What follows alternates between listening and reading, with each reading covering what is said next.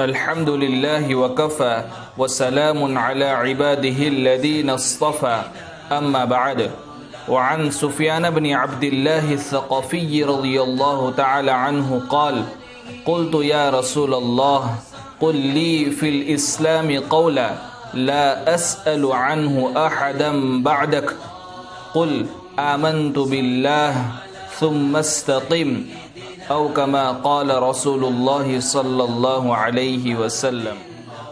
حضرت سفیان بن عبداللہ رضی اللہ تعالی عنہ سے روایت ہے، فرماتے ہیں کہ میں نے جناب نبی کریم صلی اللہ علیہ وسلم کی خدمت میں عرض کیا کہ اللہ کے رسول، مجھے اسلام کے بارے میں کوئی ایسی چیز بتا دیجئے کہ مجھے آپ کے بعد کسی اور سے پوچھنے کی حاجت باقی نہ رہے. تو آپ صلی اللہ علیہ وسلم نے ارشاد فرمایا: اقرار کرو کہ میں اللہ پر ایمان لایا اور پھر اس پر ڈٹ کر قائم رہو.